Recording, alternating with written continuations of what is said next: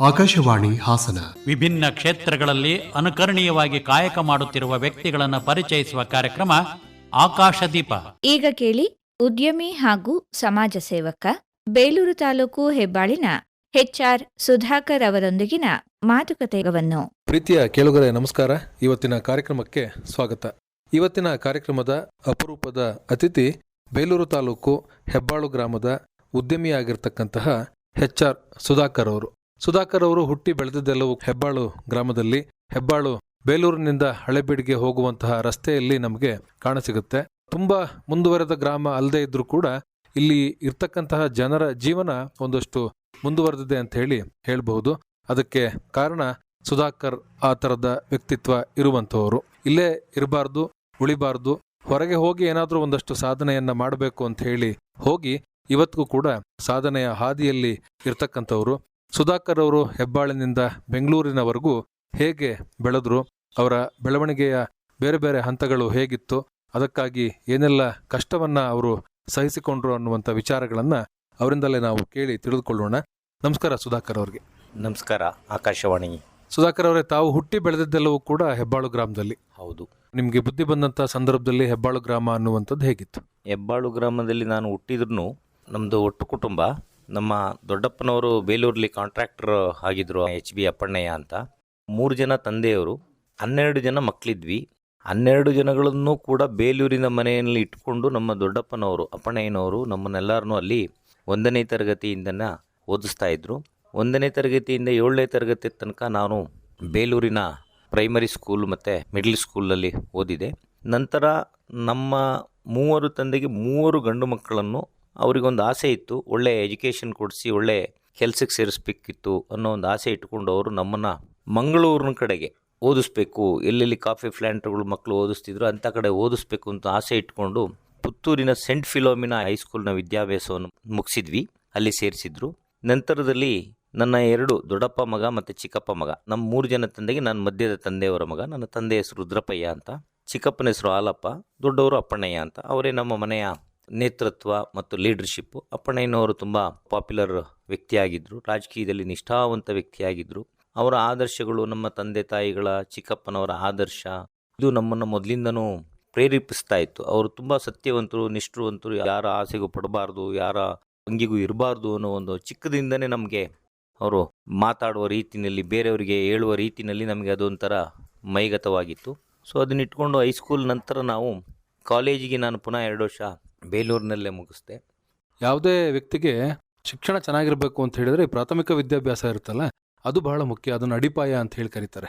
ನಿಮಗೆ ಬೇಲೂರಿನಲ್ಲಿ ಎಂತಹ ಶಿಕ್ಷಣ ಸಿಕ್ತು? ಬೇಲೂರಿನಲ್ಲಿ ನಮಗೆಲ್ಲ ಕನ್ನಡ ಮೀಡಿಯಮ್ಮು.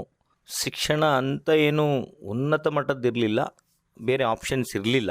ಗೌರ್ಮೆಂಟ್ ಶಾಲೆಗಳಲ್ಲಿ ಒಳ್ಳೆ ಶಿಕ್ಷಣನೇ ನಮಗೆ ಸಿಗ್ತಾ ಇತ್ತು. ಬೇಲೂರಿನ ಪ್ರಾಥಮಿಕ ಮತ್ತು ಮಿಡ್ಲ್ ಸ್ಕೂಲ್ಗಳಲ್ಲಿ ಒಳ್ಳೆ ಶಿಕ್ಷಣನೇ ಸಿಗ್ತಾ ಇತ್ತು.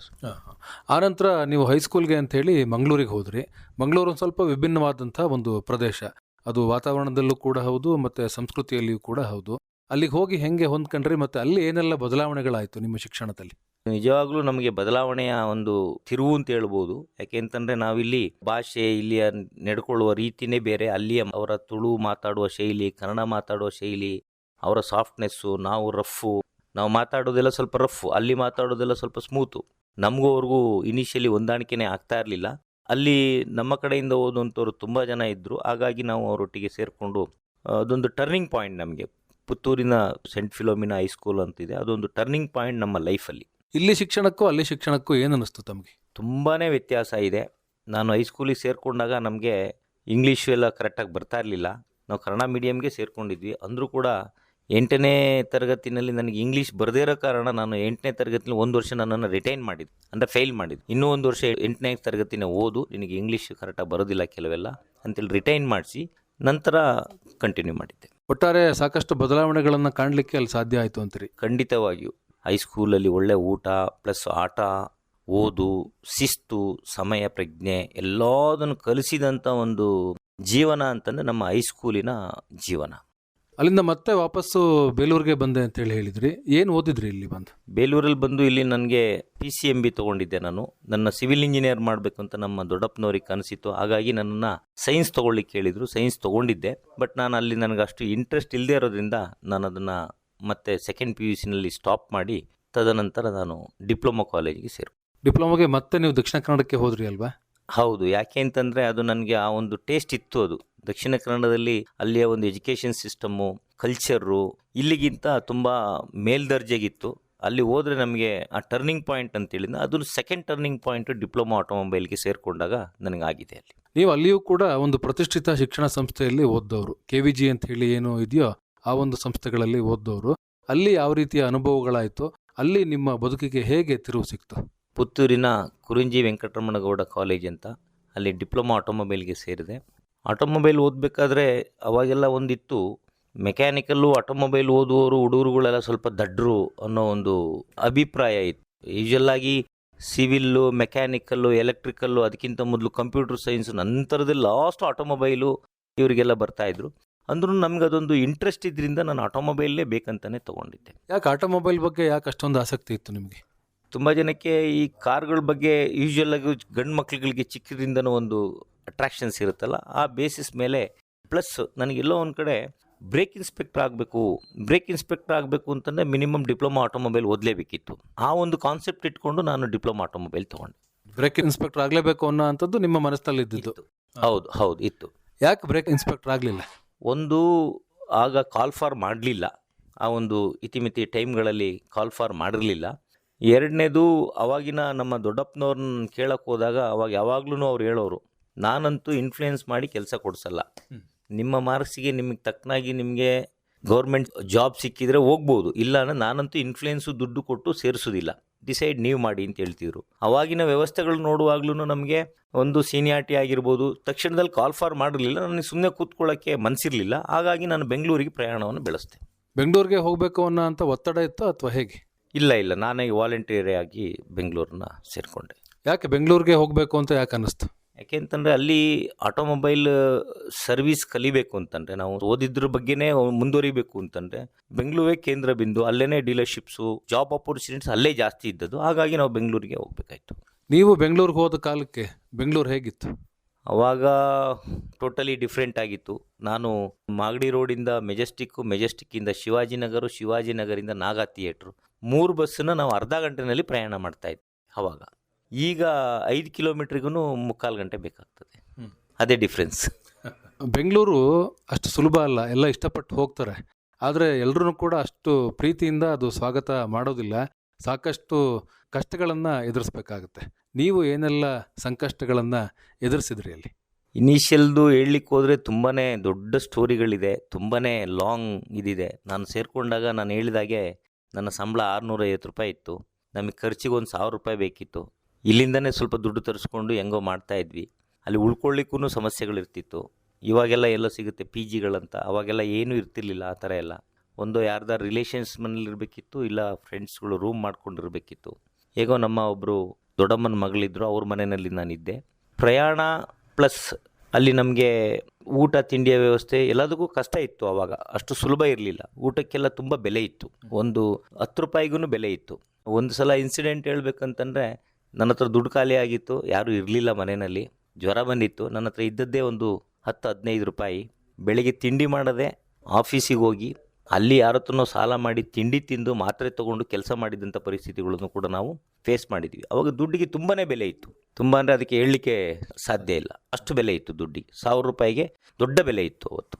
ಅಂಥ ಕಷ್ಟದ ದಿನಗಳಲ್ಲಿ ನಾವು ಖುಷಿಯಾಗಿ ಕೆಲಸ ಮಾಡಿದ್ವಿ. ಅವಾಗ ನಾವು ಓದೋದು ಒಂದೇ, ನಾವು ದುಡ್ಡು ದುಡಿಬೇಕಂತ ನಾವು ಓದೋದಲ್ಲ. ಬೆಂಗಳೂರಿಗೆ ನಾವು ಕೆಲಸ ಕಲಿಬೇಕು, ನಮ್ಮ ಕಾಲ ಮೇಲೆ ನಾವು ನಿಂತ್ಕೋಬೇಕು. ಏನಾದ್ರು ಒಂದು ಜೀವನದಲ್ಲಿ ನಾವು ಓದಿದ್ದನ್ನು ನಾವು ಅದನ್ನು ಅರ್ಥ ಮಾಡಿಕೊಂಡು ಅದರ ದಾರಿಯಲ್ಲೇ ಹೋಗಬೇಕು ಅನ್ನೋ ಒಂದೇ ಉದ್ದೇಶದಿಂದ ಹೋಗಿದ್ವಿ ಹೊರತು ದುಡ್ಡು ಮಾಡಬೇಕು, ಅದು ಮಾಡಬೇಕು, ಇದು ಮಾಡಬೇಕು ಅಂತ ಯೋಚನೆಗಳೇ ಇರಲಿಲ್ಲ ನಮ್ಮಲ್ಲಿ. ಬೆಂಗಳೂರಲ್ಲಿ ಸುಲಭವಾಗಿ ಕೆಲಸ ಸಿಗ್ತಾ ನಿಮಗೆ? ಇಲ್ಲ. ಇನಿಷಿಯಲಿ ಕೆಲಸ ಸಿಗಬೇಕಾದ್ರೆ ಅವಾಗ ಇದ್ದದ್ದೇ 3-4 ಡೀಲರ್ಶಿಪ್ಸು. ಅವಾಗ ಕೆಲಸ ಸಿಗಬೇಕಾದ್ರೆ ಭಾರೀ ಕಷ್ಟ ಇತ್ತು. ಪರಿಚಯದ ಇಲ್ಲದಿದ್ದರೆ ಕೆಲಸನೇ ಸಿಗ್ತಾ ಇರಲಿಲ್ಲ. ಫಸ್ಟ್ 3 ದಿವಸ ಒಂದು ಇಂಡಿಯಾ ಗ್ಯಾರೇಜ್ ಅಂತ ಒಂದಿತ್ತು, ಅದಕ್ಕೆ ಸೇರ್ಕೋಬೇಕಾದ್ರೆ ನಾಡಗೌಡ ಅಂತೇಳಿ ಮಿನಿಸ್ಟ್ರ್ ಇದ್ದರು ಒಬ್ಬರು, JS ವಿರೂಪಾಕ್ಷಯ್ಯ ಅಂತ ಅವ್ರ PS ಇದ್ದರು, ಅವ್ರು ನಮಗೆ ಪರಿಚಯ ಇದ್ದರು. ಅವ್ರ ಮುಖಾಂತರ ನಾನು ಅಲ್ಲಿಗೆ ಸೇರಿಕೊಂಡಿದ್ದೆ.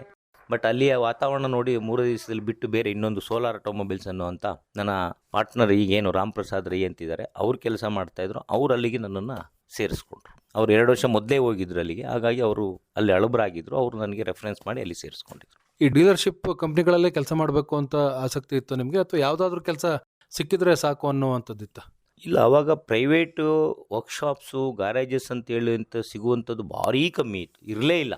ನಾವು ಡಿಪ್ಲೊಮೊ ಮಾಡಿದ್ರಿಂದ ನಮಗೆ ಈ ಥರ ಒಂದು ಸ್ಟ್ಯಾಂಡರ್ಡ್ ಕಂಪನಿಗಳಲ್ಲಿ ಕೆಲಸ ಮಾಡಿದ್ರೆ ಸಿಸ್ಟಮ್ಯಾಟಿಕಾಗಿ ಕೆಲಸ ಕಲ್ತೀವಿ ಅನ್ನೋ ಒಂದು ಗುರಿ ಇರ್ತದೆ, ಗೊತ್ತಿರ್ತದೆ. ಹಾಗಾಗಿ ಅಂಥ ಕಡೆನೇ ಸೇರ್ಕೋಬೇಕು ಅಂತಲೇ ಸೇರ್ಕೊಂಡಿತ್ತು. ಆನಂತರ ನೀವು ಸ್ನೇಹಿತರ ಜೊತೆ ಸೇರ್ಕೊಂಡ್ರೋ ಅಥವಾ ನಿಮ್ಮ ಸಂಬಂಧಿಕರ ಮನೆಯಿಂದಲೇ ಓಡಾಡ್ತಿದ್ರೋ, ಹೇಗೆ? ಇನಿಷಿಯಲಿ 2 ವರ್ಷ ನಮ್ಮ ಸಂಬಂಧಿಕರ ಮನೆಯಿಂದನೇ ಓಡಾಡ್ತಾ ಇದ್ದೆ ನಾನು. ನಂತರ ಅಲ್ಲಿಂದ ಶಿಫ್ಟ್ ಆಗಿ ನಾವು ಕ್ಲಾಸ್ಮೇಟ್ಸ್ ಎಲ್ಲ ಸೇರಿಕೊಂಡು ಎಲ್ಲೋ ಒಂದು ರೂಮ್ ಮಾಡ್ಕೊಂಡು ರೂಮಿಗೆ ಶಿಫ್ಟ್ ಆದ್ವಿ. ಕೆಲಸಕ್ಕೆ ಸೇರಿದ ಆರಂಭದ ದಿವಸಗಳು, ಮೊದಲ ದಿವಸಗಳು ಹೇಗಿದ್ವು?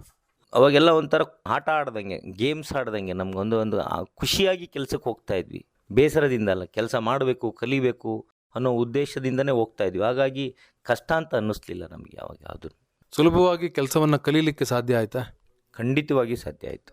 ಮಾರ್ಗದರ್ಶಕರಿದ್ದರು, ಟ್ರೈನಿಂಗ್ ಕೊಡಿಸ್ತಾ ಇದ್ದರು, ಸ್ಟ್ರಿಕ್ಟ್ ಇತ್ತು, ಕೆಲಸದ ಮೇಲೆ ಹೆದರಿಕೆ ಇತ್ತು, ಸೀನಿಯರ್ಸ್ಗಳ ಮೇಲೆ ಹೆದರಿಕೆ ಇತ್ತು, ಆಫೀಸರ್ಸ್ಗಳ ಮೇಲೆ ಹೆದರಿಕೆ ಇತ್ತು.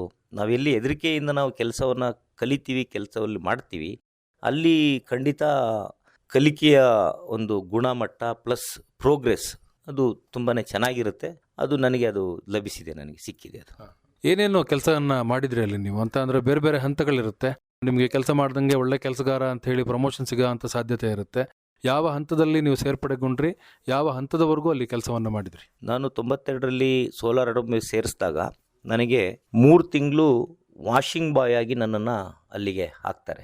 That is the first job of our. ಇದು 3 ತಿಂಗಳು ವಾಷಿಂಗ್ ಬಾಯ್ ಆಗಿ ಹಾಕ್ತಾರೆ. ವಾಷಿಂಗ್ ಬಾಯಿಂದ ನೆಕ್ಸ್ಟು ಟ್ರೈನಿ ಟೆಕ್ನಿಷಿಯನ್ ಅಂತ ಸೀನಿಯರ್ ಟೆಕ್ನಿಷಿಯನ್ ಒಟ್ಟಿಗೆ ನಮ್ಮನ್ನು ಅವರೊಟ್ಟಿಗೆ ಬಿಡ್ತಾರೆ. ನಾವು ಅವರೊಟ್ಟಿಗೆ ಕೆಲಸ ಕಲಿಬೇಕು. ಒಂದು 6ರಿಂದ 8 ತಿಂಗಳು ಅವರೊಟ್ಟಿಗೆ ಅಸಿಸ್ಟೆಂಟ್ ಟೆಕ್ನಿಷಿಯನ್ ಆಗಿ ನಾವು ಕೆಲಸ ಮಾಡಬೇಕು. ಆ ಕೆಲಸ ಮಾಡುವ ಟೈಮಲ್ಲಿ ಸೂಪರ್ವೈಸರ್ಸು, ಮ್ಯಾನೇಜರ್ಸು ನಮ್ಮ ಪರ್ಫಾರ್ಮೆನ್ಸನ್ನು ನೋಡ್ತಾ ಇರ್ತಾರೆ. ನೋಡುವ ಸಂದರ್ಭದಲ್ಲಿ ಅವರು ನೆಕ್ಸ್ಟ್ ನಮ್ಮನ್ನು ಇಂಡಿಪೆಂಡೆಂಟ್ ಟೆಕ್ನಿಷಿಯನ್ಸ್ ಅಂತ ಮಾಡ್ತಾರೆ. ಇಂಡಿಪೆಂಡೆಂಟ್ ಟೆಕ್ನಿಷಿಯನ್ಸ್ ಅಂತ ಮಾಡಿದ ಮೇಲೆ ಅದರಲ್ಲಿ ನಾವು ಏನಾದ್ರು ಸಕ್ಸಸ್ ಆದಾಗ ನಮ್ಮನ್ನು ಅಸಿಸ್ಟೆಂಟ್ ಸರ್ವಿಸ್ ಅಡ್ವೈಸರ್ಸು, ಯಾಕೆಂದರೆ ಆವಾಗ ಡಿಪ್ಲೊಮೊ ಆಟೋಮೊಬೈಲ್ ಮಾಡಿದವರಿಗೆ ತಕ್ಷಣ ಬೇಗ ಪ್ರಯೋಗ, ಯಾಕೆಂದರೆ ಎಜುಕೇಷನ್ ಮತ್ತು ವರ್ಕ್ ಎರಡನ್ನೂ ಒಟ್ಟಿಗೆ ಇದ್ದಾಗ ಆಟೋಮೆಟಿಕಲಿ ಬೇಗ ಪ್ರಮೋಷನ್ ಸಿಗ್ತದೆ. ಸೊ ಆ ಬೇಸಿಸ್ ಮೇಲೆ ನಮಗೆ ವಿತಿನ್ 1.5 ಇಯರ್ ಒಳಗಡೆ ನಾನು ಒಂದು ಟ್ರೈನಿ ಸರ್ವಿಸ್ ಅಡ್ವೈಸರ್ ಆಗಿ ನೇಮಕಗೊಂಡೆ. ಟ್ರೈನಿ ಸರ್ವಿಸ್ ಅಡ್ವೈಸರ್ ಆದ ನಂತರ ಒಂದು 2 ವರ್ಷ ಆಗುವಾಗ ನಾನು ಇನ್ನೊಂದು ಸೇವಾ ಸಂಸ್ಥೆಯಲ್ಲಿ, ಅದೇ ಥರ ಸೇವಾ ಸಂಸ್ಥೆಯಲ್ಲಿ ನನಗೆ ಒಂದು ಸೀನಿಯರ್ ಸರ್ವಿಸ್ ಅಡ್ವೈಸರ್ ಆಗುವಂಥ ಒಂದು ಅವಕಾಶ ಸಿಕ್ತು. ಅಲ್ಲಿ ಸೀನಿಯರ್ ಸರ್ವಿಸ್ ಅಡ್ವೈಸರ್ ಆಗಿ ಅಲ್ಲಿಗೆ ಟ್ರಾನ್ಸ್ಫರ್ ತೊಗೊಂಡೆ, ಬೇರೆ ಕಡೆಗೆ ಕೆಲಸಕ್ಕೆ ಚೇಂಜ್ ಮಾಡಿದೆ. ಅಲ್ಲಿ 1.5 ವರ್ಷ 2 ವರ್ಷ ಅಲ್ಲಿ ಸರ್ವಿಸ್ ಅಡ್ವೈಸರ್ ಆಗಿ ಒಂದು ಸರ್ವಿಸ್ ಪಾಯಿಂಟ್ ಅಂತ ಮಲ್ಲೇಶ್ವರಮಲ್ಲಿತ್ತು, ಅಲ್ಲಿ ಕೆಲಸವನ್ನು ಮಾಡ್ತಾ ಇದ್ದೆ ಸರ್ವಿಸ್ ಅಡ್ವೈಸರ್ ಆಗಿ. ಏನೇನು ಕಲೀಲಿಕ್ಕೆ ಸಾಧ್ಯ ಆಯಿತು ನಿಮಗೆ? ಕೆಲಸ ಮಾಡೋ ಅಂಥದ್ದು ಇನ್ನೊಂದು ಪಾರ್ಟು, ಅದ್ರ ಜೊತೆಗೆ ನಾವು ಒಂದಷ್ಟು ಕಲಿತಾ ಹೋಗ್ತೀವಿ. ಏನೆಲ್ಲ ಕಲೀಲಿಕ್ಕೆ ಸಾಧ್ಯ ಆಯಿತು ಮತ್ತು ನಿಮ್ಮಲ್ಲಿ ಹೇಗೆ ಬದಲಾವಣೆಗಳು ಗೋಚರಿಸ್ತು? ನೋಡಿ, ಯಾರು ಪಬ್ಲಿಕ್ಸ್ ಒಟ್ಟಿಗೆ ಇಂಟ್ರ್ಯಾಕ್ಷನ್ಸ್ ಮಾಡಿಕೊಂಡು ಕೆಲಸಗಳನ್ನು ಮಾಡ್ತಾರೆ ಅಂಥವರಿಗೆ ಬುದ್ಧಿಶಕ್ತಿ ಮೇಲೆ ಬರುವಂಥದ್ದು ಎಲ್ಲ ಥರದ ಅಪೋರ್ಚುನಿಟೀಸ್ಗಳು ಜಾಸ್ತಿ ಇರ್ತದೆ. ಯಾಕೆ ಅಂತಂದರೆ ನಾವು ಸರ್ವಿಸ್ ಫೀಲ್ಡಲ್ಲಿ ಇರಬೇಕಾದ್ರೆ ದಿವಸಕ್ಕೆ ಒಂದೊಂದು ಥರದ ಕಸ್ಟಮರ್ಸ್ಗಳನ್ನ ನಾವು ಇಂಟ್ರ್ಯಾಕ್ಟ್ ಮಾಡ್ತೀವಿ. ಒಬ್ಬರು ಡಾಕ್ಟರ್ ಬರ್ಬೋದು, ಲಾಯರ್ ಬರ್ಬೋದು, ರಿಯಲ್ ಎಸ್ಟೇಟ್ನವ್ರು ಬರ್ಬೋದು, ಆಫೀಸರ್ಸ್ ಬರ್ಬೋದು.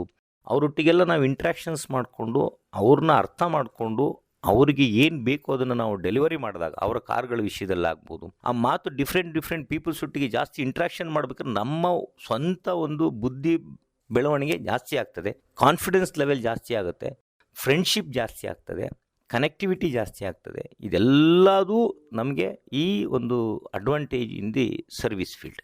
ಈ ಥರದ್ದೆಲ್ಲದನ್ನು ಕೂಡ ಕಲೀಲಿಕ್ಕೆ ಸಾಧ್ಯ ಆಯಿತು. ಜೊತೆಗೆ ಇವೆಲ್ಲ ಒಂಥರ ಹೊಸ ಹೊಸ ಅವಕಾಶಗಳಾಗಿ ನಿಮಗೆ ಗೋಚರಿಸ್ತಾ ಹೋಯಿತು. ಖಂಡಿತ. ಯಾಕೆಂತಂದರೆ ನಮಗೆ ಈ ಯಾರೋ ಬಂದಾಗ ನಿಂದು ಯಾವ ಊರು ಅಂತ ಕೇಳ್ತಾರೆ, ನಮ್ಮ ಊರಿನವರು ಅಂತಂದ್ರೆ ಈ ಥರ ಪರಿಚಯ ಆಗಿ ತುಂಬಾ ಅನುಕೂಲಗಳು. ನಾವು ಇವತ್ತೇನಾದರೂ ಒಂದು ಸ್ಥಿತಿಗೆ ಬಂದಿದ್ದೀವಿ ಅಂತಂದರೆ ಈ ಸರ್ವಿಸ್ ಸ್ಟೇಷನಲ್ಲಿ ಸರ್ವಿಸ್ ಅಡ್ವೈಸರ್ ಆಗಿ ನಾವು ಬೇರೆ ಬೇರೆ ಜನಗಳೊಟ್ಟಿಗೆ ಇಂಟ್ರ್ಯಾಕ್ಷನ್ ಮಾಡಿ ಜನಸಂಪರ್ಕ, ಅದರಿಂದನೇ ನಮಗೆ ಒಂದು ದೊಡ್ಡ ಒಂದು ಶಕ್ತಿ ಅಂತ ಹೇಳ್ಬೋದು ನಾವು, ದುಡ್ಡಿಂದಲ್ಲ. ಈ ಒಳ್ಳೆ ಕೆಲಸಗಾರರು ಹೇಗೆ ಅಂತ ಅಂದರೆ ಇನ್ನೂ ಹೆಚ್ಚು ಕೆಲಸ ಮಾಡಬೇಕು ಅಂತ ಹೇಳಿ ಅಪೇಕ್ಷೆ ಪಡ್ತಾರೆ. ಅದಕ್ಕಾಗಿ ಹೆಚ್ಚು ಅವಕಾಶಗಳು ಬೇಕು ಅಂತ ನಿರೀಕ್ಷೆ ಮಾಡ್ತಾರೆ. ಅದ್ರ ಜೊತೆಗೆ ಏನಾದರೂ ಬಡ್ತಿ ಅನ್ನುವಂಥದ್ದು ಇದ್ದರೆ, ಪ್ರಮೋಷನ್ ಅನ್ನುವಂಥದ್ದಿದ್ರೆ ಅದನ್ನು ಪಡೆದುಕೊಳ್ಳೋಣ, ಇನ್ನೂ ನಾವು ಮೇಲ್ಮಟ್ಟಕ್ಕೆ ಹೋಗೋಣ ಅನ್ನುವಂಥ ಆಲೋಚನೆ ಇರುತ್ತೆ. ನೀವು ಒಳ್ಳೆ ಕೆಲಸಗಾರರಾಗಿದ್ದರೂ ಕೂಡ ಅದನ್ನು ಆಲೋಚನೆ ಮಾಡಲಿಲ್ಲ, ಕೆಲಸ ಬಿಡಬೇಕು ಅಂತ ಆಲೋಚನೆ ಮಾಡಿದ್ರಿ. ಯಾಕೆ? ಕೆಲಸ ಬಿಡಬೇಕು ಅಂತಲ್ಲ, ನನಗೆ ನೆಕ್ಸ್ಟ್ ಪ್ರಮೋಷನ್ ಆಗಿ ಇನ್ನೊಂದು ಕಂಪನಿಯಲ್ಲಿ ನನಗೆ ನೆಕ್ಸ್ಟ್ ಒಳ್ಳೆ ಹುದ್ದೆ ಸಿಕ್ಕುವಾಗ ನಾನು ಇನ್ನೊಂದು ಕಂಪನಿಯಿಂದ ನಾನು ಬೇರೆ ಕಂಪನಿಗೆ ಪ್ರಮೋಷನ್ ಆಗಿ ಹೋದೆ ಹೊರತು ಕೆಲಸ ಬಿಟ್ಟಿದ್ದಲ್ಲ. ಸೇಮ್ ಕೆಲಸನ ನಾನು ಅಪ್ಗ್ರೇಡ್ ಮಾಡಿಕೊಂಡೆ. ಇಲ್ಲಿವರೆಗೆ ಈ ಥರ ನೀವು ಬೇರೆ ಕಂಪ್ನಿಗಳಲ್ಲಿ ಅಥವಾ ಬೇರೆ ಡೀಲರ್ಶಿಪ್ಗಳಲ್ಲಿ ಕೆಲಸ ಮಾಡಿದ್ರಿ? ನಾನು ಒಟ್ಟು ಬೆಂಗಳೂರಿಗೆ ಹೋದ್ಮೇಲೆ 3.5 ವರ್ಷ ಮಾತ್ರ ನಾನು ಕೆಲಸ ಮಾಡಿದ್ದು. ಅದಾದ ನಂತರ ಯಾವುದೋ ಒಂದು ದಿವಸದಲ್ಲಿ ಒಂದು ಅಪರ್ಚುನಿಟಿ ಸಿಕ್ತು. ಯಾವುದೋ ಒಂದು ಖಾಲಿ ವರ್ಕ್ಶಾಪ್ ಒಂದು ಕ್ಲೋಸ್ ಆಗಿತ್ತು. ಒಂದು 3-4 ತಿಂಗಳಿಂದ ಯಾವುದೋ ಕಾರಣಗಳಿಂದ ಅದು ಕ್ಲೋಸ್ ಆಗಿತ್ತು. ಆ ಓನರ್ನ ಪರಿಚಯ ಆಯಿತು. ಅವರು ನನಗೊಂದು ಇನ್ವಿಟೇಷನ್ ಕೊಟ್ಟರು, ನಂದು ವರ್ಕ್ಶಾಪ್ ಕ್ಲೋಸ್ ಆಗಿದೆ, ನೀವು ಒಂದು ಗ್ರೂಪ್ 2-3 ಜನ ಸೇರಿ ಬಂದು ನಡೆಸ್ತೀರಾ, ನನಗೆ ಮ್ಯಾನ್ ಪವರ್ ಇಶ್ಯೂ ಇದೆ ಅಂತ ಹೇಳಿದರು ಅವರು. 1-2 ದಿವಸದಲ್ಲಿ ಡಿಸೈಡ್ ಮಾಡಿದ್ವಿ. 3ನೇ ದಿವಸ ನಾವು ಆ ವರ್ಕ್ಶಾಪನ್ನು ಓಪನ್ ಮಾಡಿ ಅಲ್ಲಿ ಕೆಲಸವನ್ನು ಶುರು ಮಾಡಿದ್ವಿ. That is the first day of our work.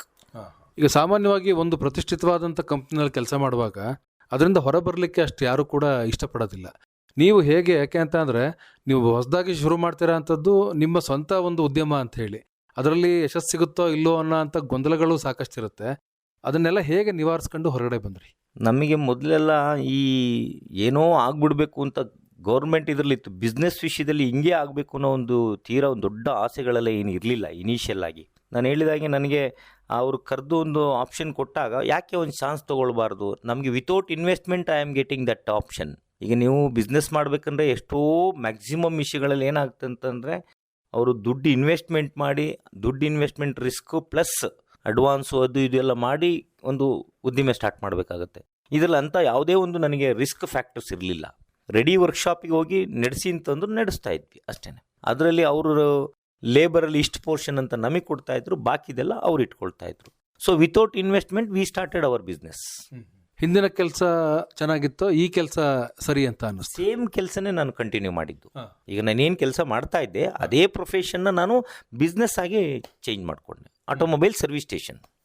ಆದರೆ ಹಿಂದಿನ ಕಂಪ್ನಿಯಲ್ಲಿ ಒಂದು ಭದ್ರತೆ ಅಂತ ಹೇಳಿತ್ತು ನಿಮಗೆ, ಇಲ್ಲಿ ಆ ಥರದ್ದು ಯಾವ ಭದ್ರತೆಯೂ ಇರಲಿಲ್ಲ ಅಂತ ಅಂದ್ಕೊಳ್ತೀನಿ. ಖಂಡಿತ ಅದರದ್ದು ಭದ್ರತೆ ಅನ್ನೋದಕ್ಕಿಂತ ನಮಗೊಂದು ಆ ವಯಸ್ಸಿನ ಒಂದು ಇದು ಹುಮ್ಮಸ್ಸು, ಯಾಕೆ ಚಾನ್ಸ್ ತೊಗೋಬಾರ್ದು, ವಿಲ್ ಟ್ರೈ, ಏನು ಕಳ್ಕೊಳ್ಳಿಕ್ಕೇನಿದೆ, I am not going to lose anything, I may gain something, I am not going to ಅಲ್ಲಿ ಅಕಸ್ಮಾತ್ ಫೇಲ್ಯೂರ್ ಆಯಿತು ಅಂತ there is a future is there, somewhere we can join ಅನ್ನೋ ಒಂದು ಯೋಚನೆ ಇತ್ತು.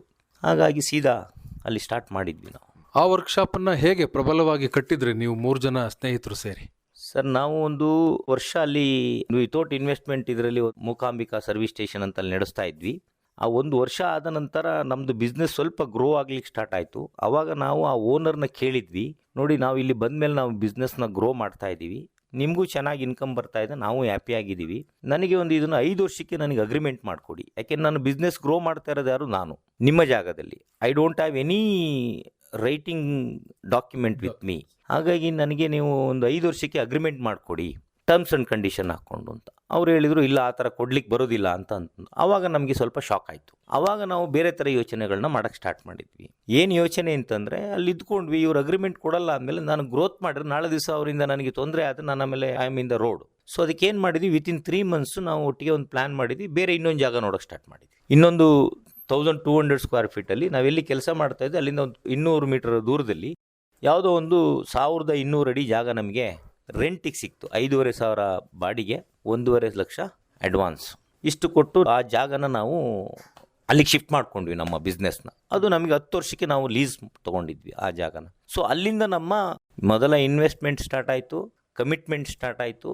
ಆವಾಗ ನಮಗೆ ಚಾಲೆಂಜಿಂಗ್ ಬಂತು, ವಿ ಹ್ಯಾವ್ ಟು ಡೂ ಇಲ್ಲಿ ಅನ್ನೋದೊಂದು ಬಂತು, ನಮಗೆ ಮಾಡಿದ್ವಿ ನಾವು. ಆ ಒಂದು ಹೊಸ ಬಿಸ್ನೆಸ್ನ ಹೇಗೆ ಕಟ್ಟಿ ಇಷ್ಟೊಂದು ಪ್ರಬಲವಾಗಿ ಬೆಳೆಸಲಿಕ್ಕೆ ಸಾಧ್ಯ ಆಯಿತು? ನಾವು ಹೇಳಿದಾಗೆ ನಾವು 3 ಜನ ಈಗ ಡೈರೆಕ್ಟರ್ಸ್ಗಳು ಏನಂತಿದ್ದೀವಿ, ಸುರಕ್ಷಾ ಕಾರ್ ಕೇರ್ ಪ್ರೈವೇಟ್ ಲಿಮಿಟೆಡ್ ಅಂತ. 94ರಲ್ಲಿ ನಾವು ಅದನ್ನು ಶುರು ಮಾಡಿದಾಗ ಅದನ್ನು RSR ಆಟೋ ಕ್ಲಿನಿಕ್ ಅಂತ ಒಂದು ಹೆಸರಿನಲ್ಲಿ ಸ್ಟಾರ್ಟ್ ಮಾಡಿದ್ವಿ. ಅದು RSR ಆಟೋ ಕ್ಲಿನಿಕ್ ಅಂದರೆ ರಾಮ್ ಪ್ರಸಾದ್, ಸುಧಾಕರ್, ರಾಮ್ ಮೂರ್ತಿ ಅಂತ ಆಟೋ ಕ್ಲಿನಿಕ್ ಅಂತ ಸ್ಟಾರ್ಟ್ ಮಾಡಿದ್ವಿ. ಅದು ಒಂದು ಚಿಕ್ಕ 1200 ಅಡಿನಲ್ಲಿತ್ತು. ಅದಕ್ಕೆ ನಾವು ಒಬ್ಬೊಬ್ಬರು 75,000 ರೂಪಾಯಿ ಇನ್ವೆಸ್ಟ್ಮೆಂಟ್ ಮಾಡಬೇಕಾಗಿತ್ತು. ಬಂದು ನಮ್ಮ ತಂದೆನ ಕೇಳಿದೆ, ನಾವು ಜಾಯಿಂಟ್ ಫ್ಯಾಮಿಲಿ ಇದ್ದೀವಿ, ನಿಂಗೆ ದುಡ್ಡು ಕೊಡೋಕ್ಕಾಗಲ್ಲ ನನ್ನ ಕೈನಲ್ಲಿ, ನಿನ್ನಿಷ್ಟ, ನೀನೇನಾರು ಮಾಡ್ಕೊಳ್ಳಪ್ಪ, ಕೊಡೋಕ್ಕೆ ಬರೋದಿಲ್ಲ, ಯಾಕೆಂದ್ರೆ ನಿನಗೆ ಕೊಟ್ಟರೆ ಇನ್ನು 2 ಮಕ್ಳಿಗೂ ಕೊಡಬೇಕಾಗತ್ತೆ. ನೆಕ್ಸ್ಟ್ ಇನ್ನೊಂದು ಕೇಳಿದೆ ನಾನು, ಇಲ್ಲ ಸಾಲ ಕೊಡಿಸಿ ಅಂತ ಹೇಳಿದೆ. ಅದಕ್ಕೆ ಒಪ್ಕೊಂಡ್ಬಿಟ್ಟು ಬೇಲೂರು PLD ಬ್ಯಾಂಕಲ್ಲಿ ನನಗೆ 50,000 ರೂಪಾಯಿಗಳನ್ನ ಸಾಲ ಕೊಡಿಸಿದ್ರು. ನಾನು ತಿಂಗಳ 2,500 ರೂಪಾಯಿ ಅದಕ್ಕೆ ಕಟ್ಕೊಂಡು ಹೋಗುವಂಥ ಒಂದು ಅವರಲ್ಲಿ ಒಂದು ಅಂಡರ್ಸ್ಟ್ಯಾಂಡಿಂಗಲ್ಲಿ ನನಗೆ 50,000 ರೂಪಾಯಿನ ಸಾಲ ಕೊಡಿಸಿದ್ರು. ನಾನು ಮೊದಲು ಕೆಲಸ ಮಾಡ್ತಾ ಇರಲು ಒಂದು 25,000 ರೂಪಾಯಿ ಉಳಿಸ್ಕೊಂಡಿದ್ದೆ. ಆ 75,000 ರೂಪಾಯಿ ಇನ್ವೆಸ್ಟ್ಮೆಂಟ್ ಮಾಡಿ 25,000 ರೂಪಾಯಿ ಇನ್ವೆಸ್ಟ್ಮೆಂಟ್ ಮಾಡಿ ಅದರಲ್ಲಿ 1.5 ಲಕ್ಷ ಅಡ್ವಾನ್ಸ್ ಕೊಟ್ಟಿದ್ವಿ. ಇನ್ನು 75,000 ರೂಪಾಯಿ ಟೂಲ್ಸ್ ತೊಗೊಂಡ್ವಿ.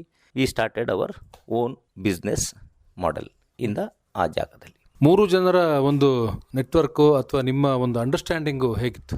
ಇನಿಷಿಯಲಿ ನೋಡಿ, ನಾವೆಲ್ಲರೂ 1,500 ರೂಪಾಯಿ ಸಂಬಳ ತೊಗೊಳ್ತಾ ಇದ್ವಿ. ಇಲ್ಲೂ ಕೂಡ 1,500 ರೂಪಾಯಿ ನಾವು ನಮ್ಮ ಅದೇನು ಸ್ಟಾರ್ಟ್ ಮಾಡಿದ್ವಿ ಅಲ್ಲಿ ನಾವು ಒಬ್ಬರು ಬಿಸ್ನೆಸ್ ಅಕೌಂಟ್ಸ್ ನೋಡ್ತಾ ಇದ್ದರೆ, ಇನ್ನೊಬ್ಬರು ವರ್ಕ್ಶಾಪ್ ನೋಡ್ತಾ ಇದ್ವಿ, ಇನ್ನೊಬ್ಬರು ಹೊರಗಡೆ ಕೆಲಸ ನೋಡ್ತಾ ಇದ್ವಿ. ಈ ಥರ ಕೆಲಸ ನಾವೇ ಮಾಡಿಕೊಂಡು ನಾವೇ ಟೆಕ್ನಿಷಿಯನ್ಸು, ನಾವೇ ಬಿಲ್ಲಿಂಗ್ ಮಾಡೋದು, ನಾವೇ ವಾಷಿಂಗ್ ಮಾಡೋದು, ಎಲ್ಲದೂ ನಾವೇ ಮಾಡೋದು. ಅಲ್ಲಿ ಬೇರೆ ಯಾರು ಏನು ಇನ್ನು ಅಡಿಷನಲ್ ಒಬ್ಬರೋ ಇಬ್ಬರೋ ಕೆಲಸಗಾರರು ನಮ್ಮೊಟ್ಟಿಗೆ ಹೆಲ್ಪಿಗಿದ್ರು ಬಿಟ್ಟರೆ ಬಾಕಿದೆಲ್ಲ ನಾವೇ ಮಾಡ್ಕೊಳ್ತಾ ಇದ್ವಿ. ಹಾಗಾಗಿ ನಮಗೆ ಉಳಿತಾಯ ಜಾಸ್ತಿ ಆಗ್ತಾ ಇತ್ತು. ಪ್ಲಸ್ 3 ಜನನು ಒಟ್ಟಿಗೆ ಕೆಲಸ ಮಾಡ್ತಾ ಇರೋದ್ರಿಂದ ನಮ್ಮಲ್ಲಿ ಎಲ್ಲದೂ ನಮಗೆ ಗೊತ್ತಾಗ್ತಾ ಇತ್ತು. ನಾನೇನು ಮಾಡ್ತೀನಿ, ಅವ್ರೇನು ಮಾಡ್ತಾರೆ, ಎಲ್ಲದನ್ನು ಯಾರು ಇಲ್ಲಿ ತಪ್ಪಿಸ್ಕೊಳ್ಳಿಕ್ಕೇನಿಲ್ಲ, 3 ಕೆಲಸ ಮಾಡ್ತಾ ಇದ್ವಿ. ಹಾಗಾಗಿ ನಮ್ಮಲ್ಲಿ ಅಂಡರ್ಸ್ಟ್ಯಾಂಡಿಂಗ್ ತುಂಬ ಜಾಸ್ತಿ ಆಗ್ತಾ ಹೋಯಿತು ಇನಿಷಿಯಲ್ ಸ್ಟೇಜಲ್ಲಿ. ದುಡ್ಡಿನ ವ್ಯವಹಾರ ಒಬ್ಬರೇ ನೋಡ್ತಾ ಇದ್ದಿದ್ದರಿಂದ ಅದರಲ್ಲೂ ಕೂಡ ನಮಗೆ ಸಮಸ್ಯೆ ಏನು ಬರಲಿಲ್ಲ. ಎಲ್ಲ ಅದು ಟ್ರಾನ್ಸ್ಪರೆಂಟ್ ಆಗಿ ನಡೀತಾ ಇತ್ತು. ಈ RSR ಅನ್ನುವಂಥ ಒಂದು ಹೊಸ ಉದ್ಯಮವನ್ನು ಏನು ಪ್ರಾರಂಭ ಮಾಡಿದ್ರಿ, ಇದು ಎಲ್ಲಿವರೆಗೂ ನಡ್ಕೊಂಡು ಹೋಯ್ತು? RSR ನಾವು 94 ಮಾಡಿದ್ವಿ. ನಮ್ಮ ಬಿಸ್ನೆಸ್ಸು 94 96 ತನಕ ತುಂಬ ಚೆನ್ನಾಗಿ ನಡೀತಾ ಇತ್ತು. ಅದ್ರ ಜೊತೆಯಲ್ಲಿ ನಾವು ಅಂದ್ಕೊಂಡ್ವಿ ಈಗ ಇಲ್ಲಿ ಫುಲ್ ಆಯಿತು, ಆ ಜಾಗದಲ್ಲಿ ನಿಲ್ಲಿಸ್ಕೊಳ್ಳಿಕ್ಕೆ ಜಾಗ ಇಲ್ದಂಗೆ ಆಯಿತು. ಅಲ್ಲಿ ಒಂದು ಪಾಯಿಂಟ್ ನಮಗೆ ಒಬ್ಬರು ಬೆಂಗಳೂರಿನಲ್ಲಿ ಒಬ್ಬರು ಉದ್ಯಮಿ ಕುಪೇಂದ್ರ ರೆಡ್ಡಿ ಅಂತ ರಾಜ್ಯಸಭಾ ಮೆಂಬರ್ ಇದ್ದಾರೆ. ಅವರು ನಮಗೆ ಗಾಡ್ ಫಾದರ್, ಭಂಡಾರಿ ಮತ್ತು ಕುಪೇಂದ್ರ ರೆಡ್ಡಿ ಅಂತ. ಅವ್ರುಗಳೆಲ್ಲ ಈ ಡೀಲರ್ಶಿಪ್ಪಿಗೆ ಬರ್ತಾಯಿದ್ರು ಮೊದಲು ನಾವು ಕೆಲಸ ಮಾಡುವಲ್ಲಿ. ಅವರು ಆ ಕಡೆ ಏರಿಯಾದಲ್ಲಿದ್ದರು.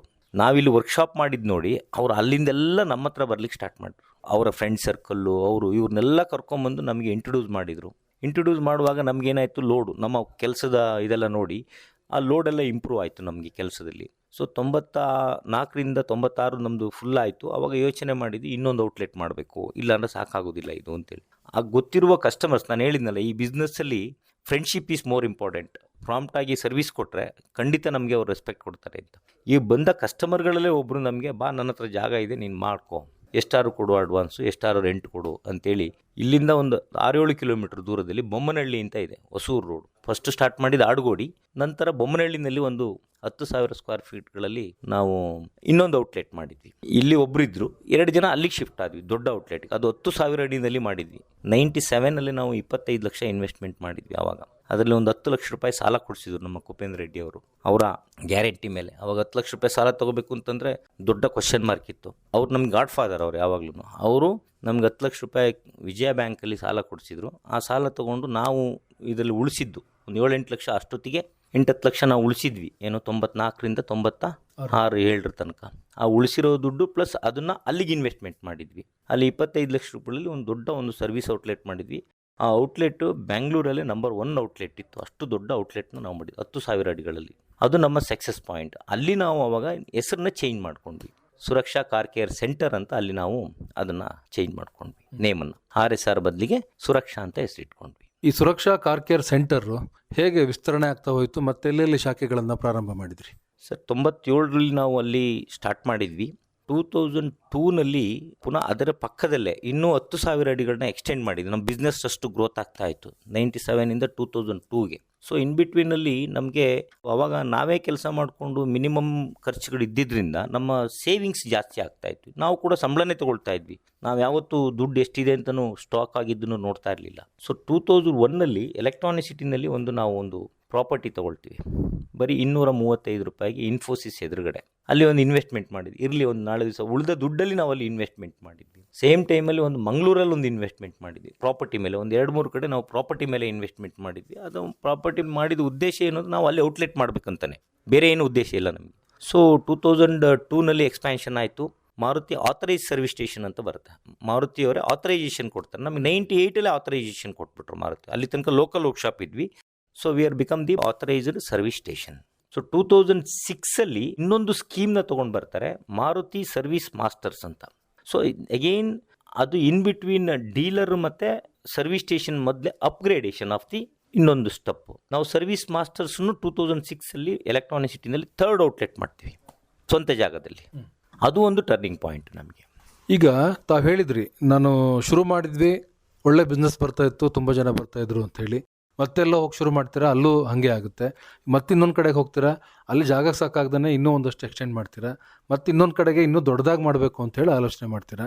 ಈ ಥರದ್ದು ಒಂದು ವಿಶ್ವಾಸವನ್ನು ಗ್ರಾಹಕರ ಜೊತೆ ಗಳಿಸ್ಲಿಕ್ಕೆ ಹೇಗೆ ಸಾಧ್ಯ ಆಯ್ತು ನಿಮಗೆ? ನಮ್ಮ ನಿಯತ್ತಿನ ಕೆಲಸದ ಮೇಲೆ ಹೆದರಿಕೆ.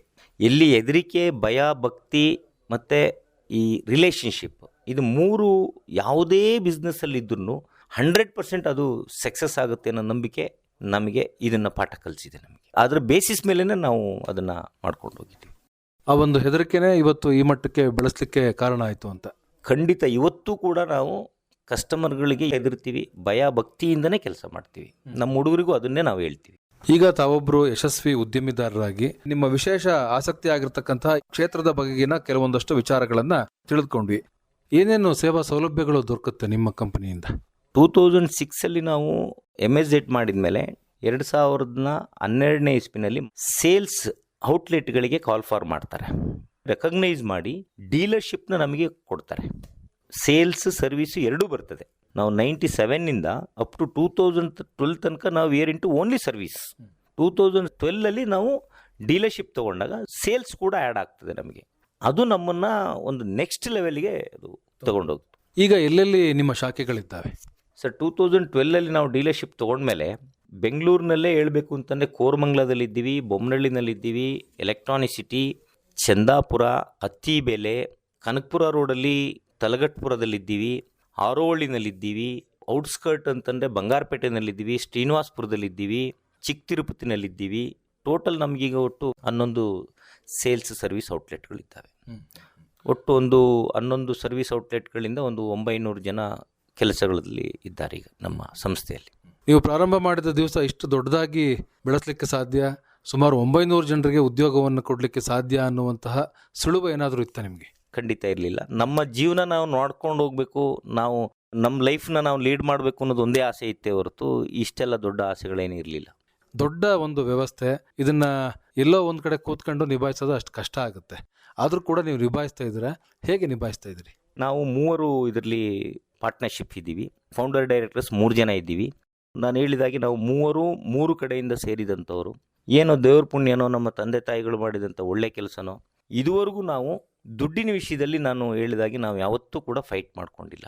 ಕೆಲಸದ ವಿಷಯದಲ್ಲಿ ನನಗೆ ಅದು ಮಾಡಬೇಕು ಇದು ಮಾಡಬೇಕಂತಿರುತ್ತೆ. ಜೊತೆಗೆ ನಾವು 3 ಈ ಬಿಸ್ನೆಸ್ ಬಿಟ್ಟು ಬೇರೆ ಬಿಸ್ನೆಸ್ಸೇ ಇಲ್ಲ ನಮಗೆ ಇಂಡಿವಿಜುವಲ್ ಆಗಿ. ಇದು ಒಂದು ಸೆಕೆಂಡ್ ಪ್ಲಸ್ ಪಾಯಿಂಟ್ ನಮ್ಮ ಒಂದು ಪಾರ್ಟ್ನರ್ಶಿಪ್ಪಲ್ಲಿ. ಮೂರನೇದು, ನಾವು 3 ಕೂಡ 100% ಇದರಲ್ಲೇ ಇನ್ವಾಲ್ವ್ ಆಗೋದ್ರಿಂದ ಅಲ್ಲಿ ನಮಗೆ ದೊಡ್ಡ ಕೆಲಸಗಳನ್ನ ನಾವೇ ನಿಭಾಯಿಸ್ಕೊಂಡು ಆ ಸೇವಿಂಗ್ಸೇ ನಮಗೆ ಉಳಿತದೆ ದುಡ್ಡು.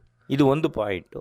ಎರಡನೇದು, ಒಬ್ಬೊಬ್ಬರು ಒಂದೊಂದು ಜವಾಬ್ದಾರಿಗಳನ್ನ ತೊಗೊಂಡಿದ್ದೀವಿ. ಫಾರ್ ಎಕ್ಸಾಂಪಲ್, ಒಬ್ಬರು ಸೇಲ್ಸು ಫೈನಾನ್ಸು ತೊಗೊಂಡ್ರೆ, ಇನ್ನೊಬ್ಬರು ಸರ್ವಿಸ್ ತೊಗೊಂಡಿದ್ದಾರೆ.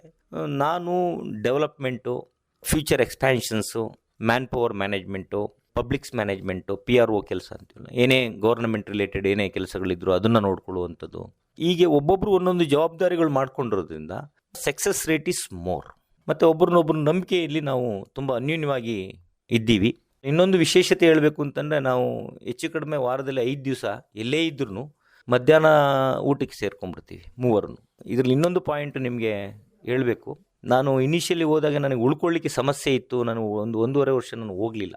ಆ ಬೇಸಿಸ್ ಇಟ್ಕೊಂಡು ಇವತ್ತು ನಾವು ನಮ್ಮ ಸಂಸ್ಥೆಯಲ್ಲಿ 150 ಹುಡುಗರಿಗೆ ನಾವು ಫ್ರೀ ಅಕಾಮಿಡೇಷನ್ನು ಕೊಟ್ಟಿದ್ದೀವಿ. ಫುಡ್ ಇದೆ, ಫ್ರೀ ಇಲ್ಲ, 1000 ರೂಪೀಸ್ ಚಾರ್ಜ್ ಮಾಡ್ತೀವಿ ಪರ್ ಮಂತ್. ಯಾಕೆಂದರೆ ಅದು ಫ್ರೀ ಮೊದಲು ಫ್ರೀ ಇತ್ತು, ಅದನ್ನು 1000 ರೂಪಾಯಿ ಮಿನಿಮಮ್ ಚಾರ್ಜ್ ಮಾಡಬೇಕು ಅಂತ ಯಾರೋ ಅಡ್ವೈಸ್ ಮಾಡಿದರು. ಹಾಗಾಗಿ 1000 ರೂಪೀಸಿಗೆ ನಾವು 30 ಅವರಿಗೆ ಊಟ ವಸತಿ, ನಾವು 150 ಮಕ್ಕಳುಗಳಿಗೆ ನಾವು ಇನಿಷಿಯಲ್ 2 ಇಯರ್ಸ್ ಯಾರೇ ಬಂದರೂ ನಾವು ಅವರಿಗೆ ಅಕಾಮಿಡೇಷನ್ ಕೊಡ್ತೀವಿ ನಮ್ಮ ಸಂಸ್ಥೆಯಲ್ಲಿ. ಅದೊಂದು ವಿಶೇಷತೆ. ಮತ್ತು ಮಧ್ಯಾಹ್ನದ ಹೊತ್ತು 650-700 ಜನಕ್ಕೆ ನಿಯರೆಸ್ಟ್ ಔಟ್ಲೆಟ್ಗಳಿಗೆ ಎಲ್ಲರಿಗೂ ಮಧ್ಯಾಹ್ನದ ಊಟದ ವ್ಯವಸ್ಥೆಯನ್ನು ಕೂಡ ನಾವು ಅದೇ ಊಟನ ನಾವು ಮಧ್ಯಾಹ್ನ ನಾವು ಸೇರ್ಕೊಂಡು ಮಾಡ್ತೀವಿ. ಆ ಟೈಮಲ್ಲಿ ನಾವು 3 ಒಟ್ಟಿಗೆ ಸೇರ್ತೀವಿ. ಏನೇ ಅವತ್ತಿನ ಹಿಂದಿನ ದಿವಸ ಆಗಿರ್ಬೋದು, ಮುಂದಿನ ಪ್ಲ್ಯಾನಿಂಗ್ಗಳಾಗಿರ್ಬೋದು, ಆ ಊಟದ ಸಮಯದಲ್ಲಿ 2 ಅವರ್ಸ್ ನಾವು ವಾರದಲ್ಲಿ 5 ದಿವಸ ಸೇರಿಕೊಂಡು ಚರ್ಚೆ ಮಾಡ್ತೀವಿ. ಏನೇ ಡಿಫ್ರೆನ್ಸ್ ಒಪಿನಿಯನ್ ಇದ್ರೂ ಅಲ್ಲೇ ಸಾರ್ಟ್ಔಟ್ ಮಾಡ್ಕೊಳ್ತೀವಿ, ಜಗಳ ಮಾಡ್ತೀವಿ, ನೆಕ್ಸ್ಟ್ ದಿವಸ ಒಂದಾಗ್ತೀವಿ, ಜಗಳ ಮಾಡಿದ್ರೆ ನೆಕ್ಸ್ಟ್ ದಿವಸ ಪುನಃ ಅಲ್ಲೇ ಊಟಕ್ಕೆ ಸೇರ್ಕೊಳ್ತೀವಿ. ಈ ಒಂದು ಅಂಡರ್ಸ್ಟ್ಯಾಂಡಿಂಗಿಂದ ನಮ್ಮ ಸಕ್ಸಸ್ಸು ಮತ್ತು ಈ ಬಾಂಧವ್ಯ 30 ವರ್ಷಗಳಿಂದ ಇದೆ. ಅದು ನಮ್ಮ ಬಿಸ್ನೆಸ್ಗಿಂತ ಇದು ಯಾವತ್ತೂ ನನಗೆ ಮನಸ್ಸಲ್ಲಿ ಬರುವಂಥದ್ದು ಗ್ರೇಟ್ ಸಕ್ಸಸ್. ಅಂದರೆ more than business, our partnership. Because of that success, our partnership. ನಿಮ್ಮ ಇನ್ನಿಬ್ಬರು ಪಾಲುದಾರರನ್ನು ಪರಿಚಯ ಮಾಡಿಕೊಡಿ. ಒಬ್ಬರು ರಾಮ್ ಪ್ರಸಾದ್ ರೈ ಅಂತ, ಅವನು ನಾನು ಕುರಿಂಜಿ ವೆಂಕಟರಮಣಗೌಡ ಕಾಲೇಜಿನಲ್ಲಿ ಕ್ಲಾಸ್ಮೇಟ್ಸು, ಒಟ್ಟಿಗೆ ಓದಿದವರು ನಾನು ಅವನು. ನಂತರದಲ್ಲಿ ಬೆಂಗಳೂರಿಗೆ ಬಂದ್ವಿ. ಇನ್ನೊಬ್ಬರು ರಾಮಮೂರ್ತಿ ಅಂತ, ಅವರು ತಮಿಳ್ನಾಡಿನವರು.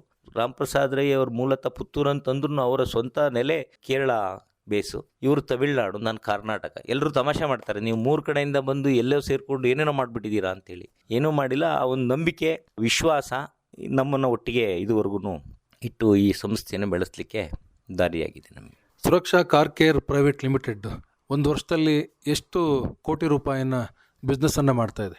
ಸುಮಾರು 450 ಕೋಟಿ ಟರ್ನ್ ಓವರ್ನ ಮಾಡ್ತೀವಿ ಈಗ 1 ವರ್ಷದಲ್ಲಿ. 1 ವರ್ಷದಲ್ಲಿ ಸುಮಾರು 900 ಜನ ಕೆಲಸ ಮಾಡ್ತಾ ಇದ್ದಾರೆ. 900 ಜನ ಕೆಲಸ ಮಾಡ್ತಾ ಇದ್ದಾರೆ. ಮುಂದೆ ಇನ್ನೂ ಏನೇನು ಆಲೋಚನೆಗಳಿದಾವೆ, ಏನು ಮಾಡಬೇಕು, ಎಲ್ಲಿಗೆ ತಗೊಂಡು ಹೋಗ್ಬೇಕು ಅನ್ನುವಂಥದ್ದು? ಬಿಸ್ನೆಸ್ ಗ್ರೋತ್ ಆಗಬೇಕು ಅಂತಂದರೆ ಒಂದು ಇರುವ ಔಟ್ಲೆಟ್ಗಳನ್ನ ನಾವು ಸ್ಟ್ರಾಂಗ್ ಮಾಡಬೇಕು, ರಿಟೈನ್ ಮಾಡ್ಕೋಬೇಕು. ರಿಟೈನ್ ಇನ್ ದ ಸೆನ್ಸ್ ನಾವು ಅದನ್ನು ಯಾವತ್ತೂ ನಮ್ಮ ಸರ್ವೀಸಲ್ಲಿ ಡೈಲಿ ನಾವು ಸ್ಟ್ರಗಲ್ ಮಾಡಬೇಕು, ಡೈಲಿ ಕಸ್ಟಮರಿಗೆ ಎದುರಬೇಕು. ಅದನ್ನು ನಾವು ಒಳ್ಳೆ ಕ್ವಾಲಿಟಿನ ಮೇಂಟೈನ್ ಮಾಡಿಕೊಂಡೇ ಇರಬೇಕು ಇರುವ ಔಟ್ಲೆಟ್ಗಳನ್ನ.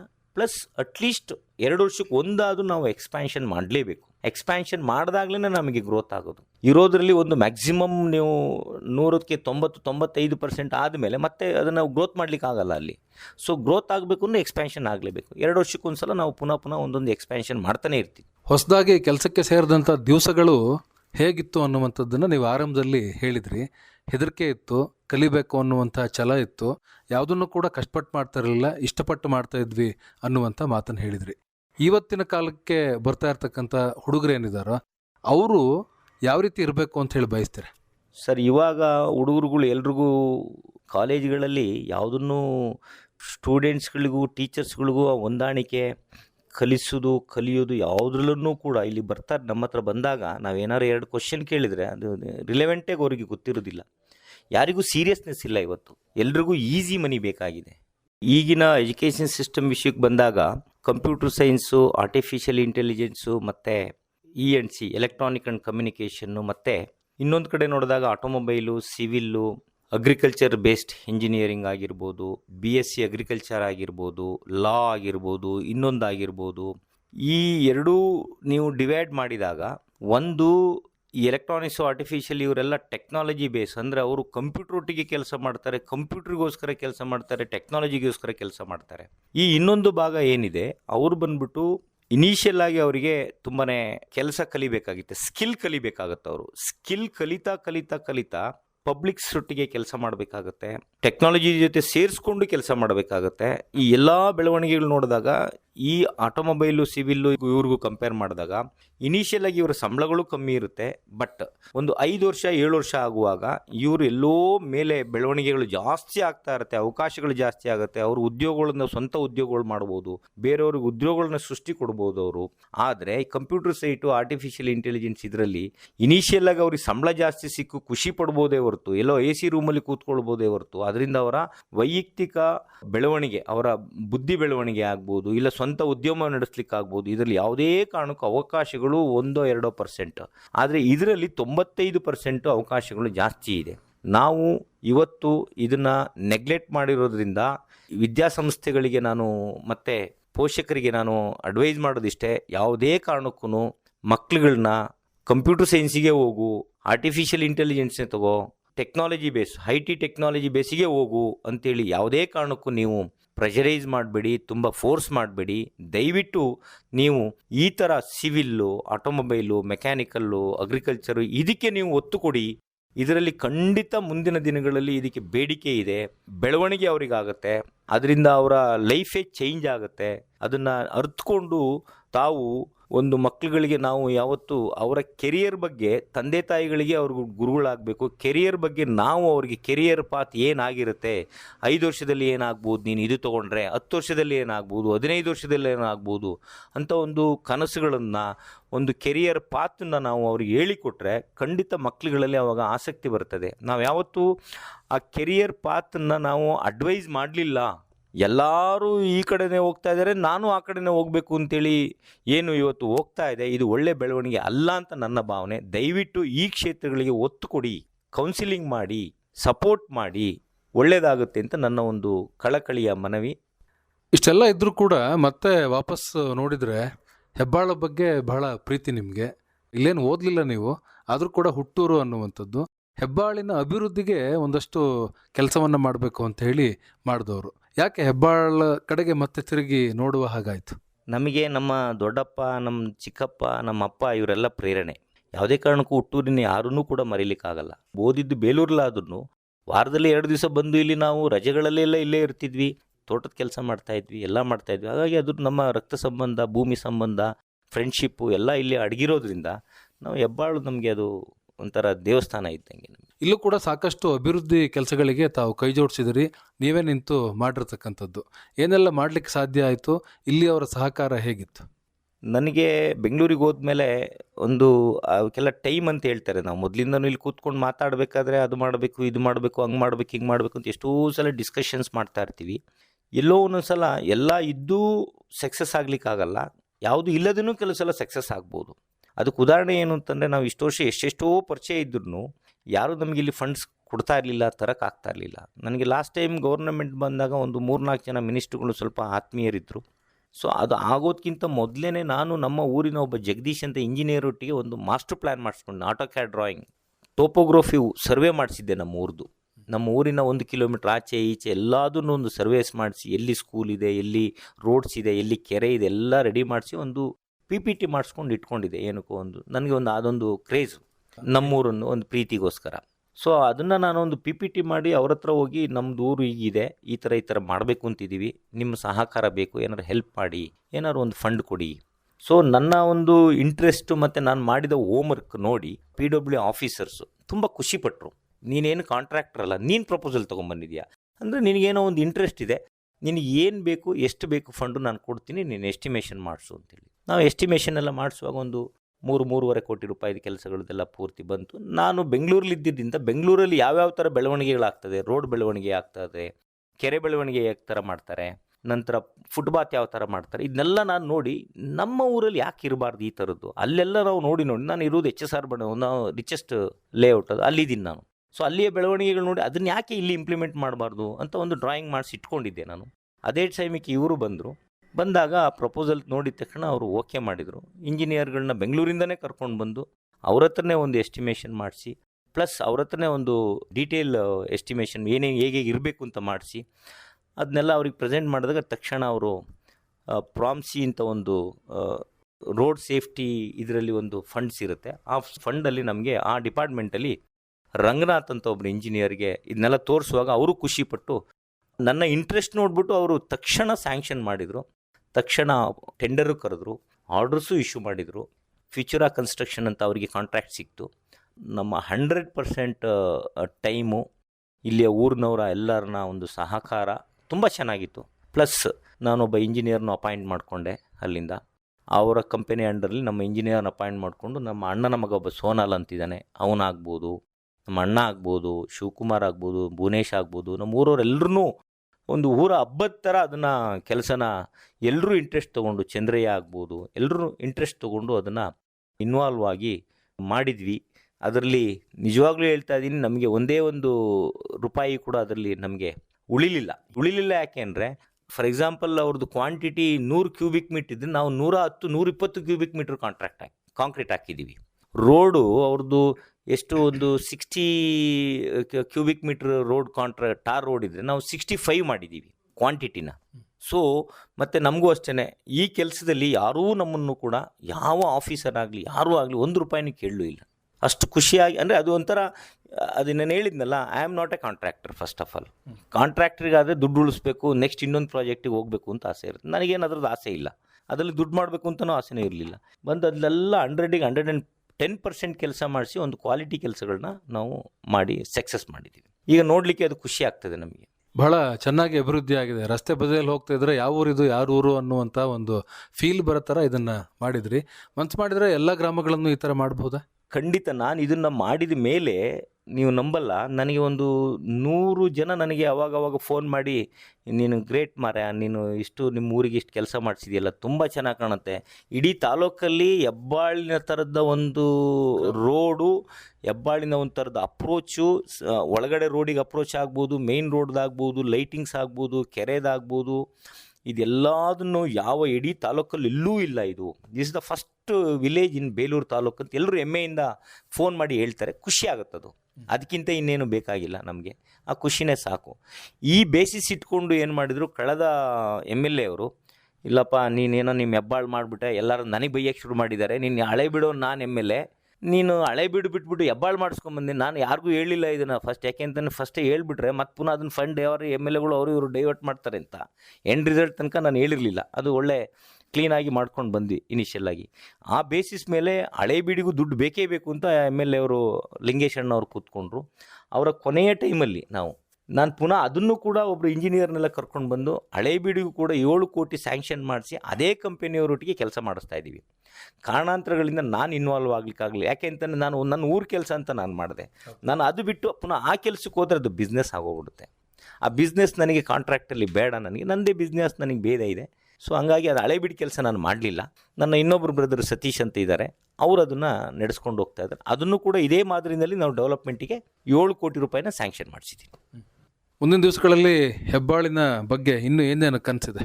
ಕನಸುಗಳು ತುಂಬ ಇದೆ ಸರ್. ಆದರೆ ಅದೇ ಹೇಳಿದ್ನಲ್ಲ, ಒಮ್ಮೊಮ್ಮೆ ಬೇಕಾದಾಗ ಯಾವುದೂ ಸಿಗಲ್ಲ, ಬೇಡದೇ ಇದ್ದಾಗ ಎಲ್ಲ ಹುಡ್ಕೊಂಡು ಬರುತ್ತೆ. ಈಗ ನಮಗೆ ತುಂಬ ಸ್ಕೂಲ್ ಮಾಡಬೇಕಾಗಿದೆ, ಇನ್ನೂ ಕೆರೆ ಡೆವಲಪ್ಮೆಂಟ್ ಮಾಡಬೇಕಾಗಿದೆ. ಚಿಕ್ಕ ಕೆರೆ ಆಯಿತು, ದೊಡ್ಡ ಕೆರೆ ಮಾಡಬೇಕಾಗಿದೆ. ಊರಿನ ಹಿಂದೆ ಒಂದು ಕರ್ನಾಟಕ ಪಬ್ಲಿಕ್ ಸ್ಕೂಲ್ ಮಾಡಬೇಕಂತ ಆಸೆ ಇದೆ. ಇದೆಲ್ಲ ಮಾಡಲಿಕ್ಕೆ ಗೌರ್ಮೆಂಟ್ನವರು ಸಹಾಯ ಮಾಡಬೇಕು. ಗ್ರಾಮದ ಬೆಳವಣಿಗೆ ಮತ್ತು ನಿಮ್ಮ ಬೆಳವಣಿಗೆ ಇದೆಲ್ಲದನ್ನು ಕೂಡ ಒಂದ್ಸಾರಿ ನೆನಪು ಮಾಡ್ಕೊಂಡ್ರೆ ಏನು ಅನ್ಸುತ್ತೆ ನಿಮಗೆ? ಖಂಡಿತ. ನಾವು ಸುರಕ್ಷಾ ವೆಲ್ಫೇರ್ ಟ್ರಸ್ಟ್ ಅಂತ ಒಂದು ಮಾಡಿದ್ದೀವಿ, ಸುರಕ್ಷಾ ಕೆರಿಯರ್ ಅಕಾಡೆಮಿ ಅಂತ ಒಂದು ಮಾಡಿದ್ದೀವಿ ನಮ್ಮ ಬಿಸ್ನೆಸ್ ಇದರಲ್ಲಿ. ಅದು ನಮ್ಮ ಸರ್ವೀಸಿಗೋಸ್ಕರ ಮಾಡಿರುವಂಥದ್ದು. ನಾನು 5 ವರ್ಷದ ಮೊದಲೇ, I think before corona itself, Suraksha welfare ಅಂಡರಲ್ಲಿ ನಾನು ನಮ್ಮ ಊರಿಗೆ ಒಂದು 3 ಲಕ್ಷ ರೂಪಾಯಿನಲ್ಲಿ ಒಂದು ಬಿದ್ದೋದಂಥ ಒಂದು ಹಾಸ್ಪಿಟ್ಲನ್ನು ರೆಡಿ ಮಾಡಿಸಿ ಕೊಟ್ಟಿದ್ದೆ. ಅದರದ್ದು ಫೋಟೋಸ್ ಈಗಲೂ ಇದೆ. ಅದು 20 ವರ್ಷಗಳಿಂದ ಖಾಲಿ ಬಿದ್ದಂಥ ಒಂದು ಬಿಲ್ಡಿಂಗು.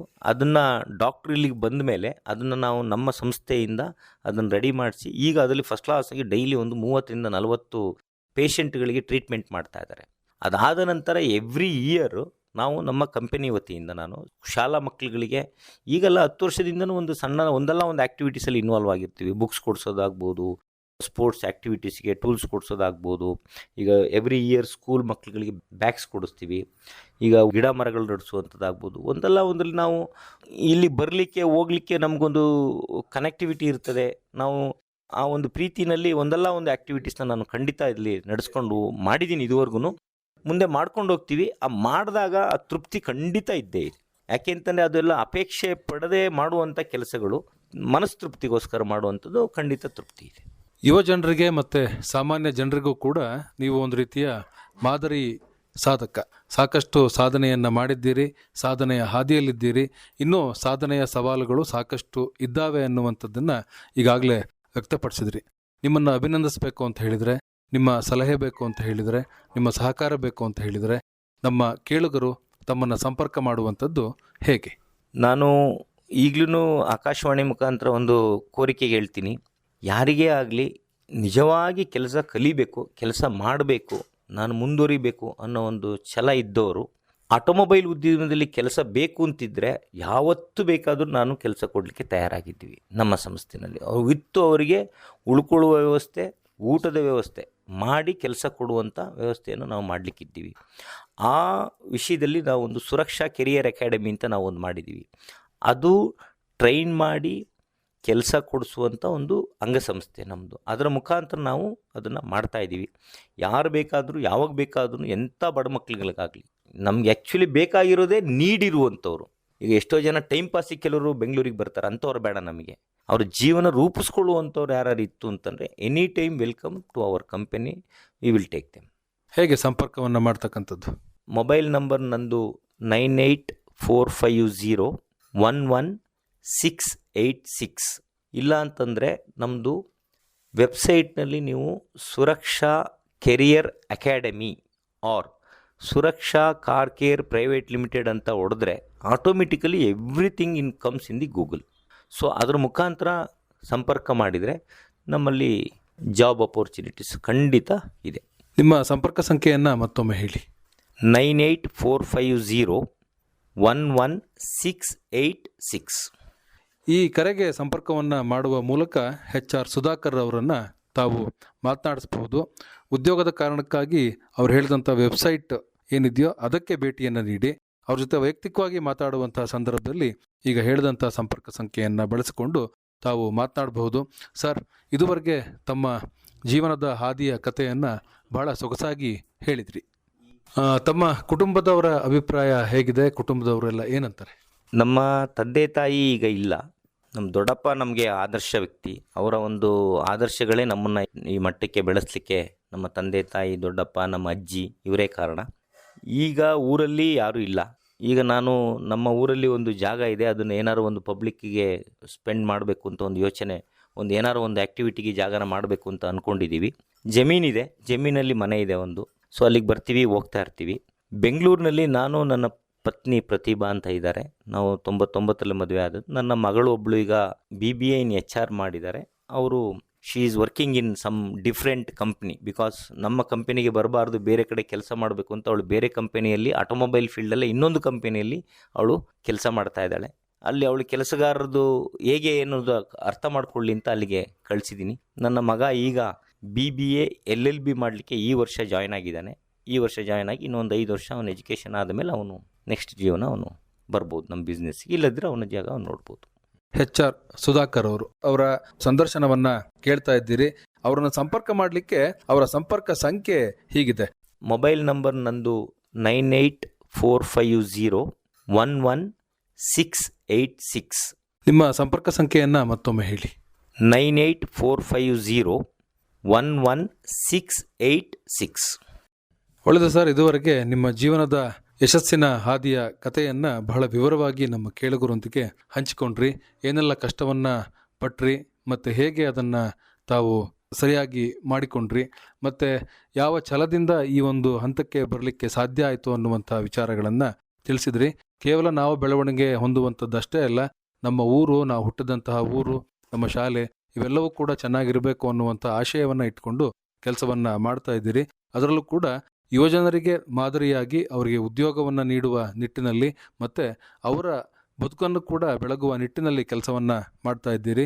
ತುಂಬ ಬಿಡುವನ್ನು ಮಾಡಿಕೊಂಡು ಆಕಾಶವಾಣಿಯ ಜೊತೆಗೆ ತಾವು ಮಾತನಾಡಿದ್ರಿ. ನಿಮ್ಮೆಲ್ಲ ಅಭಿಪ್ರಾಯಗಳನ್ನು ಕೂಡ ಆಕಾಶವಾಣಿಯ ಕೇಳುಗರೊಂದಿಗೆ ವ್ಯಕ್ತಪಡಿಸಿದ್ರಿ. ತಮಗೆ ಆಕಾಶವಾಣಿಯ ಎಲ್ಲ ಕೇಳುಗರ ಪರವಾಗಿ ಧನ್ಯವಾದಗಳು. ನಮಸ್ಕಾರ. ಈ ಒಂದು ಅವಕಾಶ ಮಾಡಿಕೊಟ್ಟ ಆಕಾಶವಾಣಿಯವರಿಗೆ ತುಂಬು ಹೃದಯದ ಧನ್ಯವಾದಗಳು. ನಾನು ಎಕ್ಸ್ಪೆಕ್ಟ್ ಮಾಡಿರಲಿಲ್ಲ, ನನ್ನನ್ನು ನಾನು ಪುನಃ ಈ ಥರ ಒಂದು ಮೆಲುಕು ಹಾಕ್ಕೊಳ್ತೀನಿ ಅಂತ. ಇದೇ ಫಸ್ಟ್ ಟೈಮ್ ನನ್ನ ಲೈಫಲ್ಲಿ ನಾನು ಈ ಥರ ಇನ್ನೊಬ್ಬರೊಟ್ಟಿಗೆ ಹಂಚ್ಕೊಂಡು ಮಾತಾಡಿದ್ದು ಫಸ್ಟ್ ಟೈಮು. ಮತ್ತೊಮ್ಮೆ ಆಕಾಶವಾಣಿಯವರಿಗೆ ನಿಜವಾಗಿಯೂ ನನ್ನ ತುಂಬು ಹೃದಯದ ಧನ್ಯವಾದಗಳು. ಆಕಾಶವಾಣಿಯ ಕೇಳುಗರಿಗೂ ಕೂಡ ಇದು ಒಂದು ಸ್ಫೂರ್ತಿಯಾಗಲಿ, ಅವರ ಮಕ್ಕಳುಗಳಿಗೊಂದು ಸ್ಫೂರ್ತಿಯಾಗಲಿ. ಕಷ್ಟಪಡುವವರಿಗೆ ಖಂಡಿತ ಸುಖ ಇದ್ದೇ ಇರುತ್ತೆ ಅನ್ನೋ ಒಂದು ಕಾಯಕವೇ ಕೈಲಾಸ ಅನ್ನೋ ಒಂದು ಬಸವಣ್ಣವರ ವಚನ. ಪ್ಲಸ್ ಯಾವುದೇ ಕೆಲಸ ಮಾಡಿದ್ರೂ ಭಯ, ಭಕ್ತಿ ಮತ್ತು ಪೂಜ್ಯ ಭಾವದಿಂದ ಕೆಲಸ ಮಾಡಿದರೆ ಸಕ್ಸಸ್ ಸಿಗುತ್ತೆ ಅನ್ನೋದಕ್ಕೆ ನಾನು ಒಬ್ಬ ಉದಾಹರಣೆ ಅಂತ ನಾನು ಭಾವಿಸಿದ್ದೀನಿ. ಹಾಗಾಗಿ ಅದನ್ನು ಪಾಲನೆ ಮಾಡಿ ಅಂತ ಕೇಳುಗರಲ್ಲಿ ನಾನು ಆಕಾಶವಾಣಿ ವತಿ ಕಡೆಯಿಂದ ಧನ್ಯವಾದಗಳನ್ನು ಅರ್ಪಿಸ್ತೀನಿ. ಇದುವರೆಗೆ ಉದ್ಯಮಿ ಹಾಗೂ ಸಮಾಜ ಸೇವಕ ಬೇಲೂರು ತಾಲೂಕು ಹೆಬ್ಬಾಳಿನ HR ಸುಧಾಕರ್ ಅವರೊಂದಿಗಿನ ಮಾತುಕತೆ ಮೂಡಿಬಂತು. ಇವರೊಂದಿಗೆ ಮಾತುಕತೆಯಲ್ಲಿ ಪಾಲ್ಗೊಂಡವರು ಅರಕಲಗೂಡು ವಿ. ಮಧುಸೂದನ್. ಸಹಕಾರ ಲಕ್ಷ್ಮೀ HJ.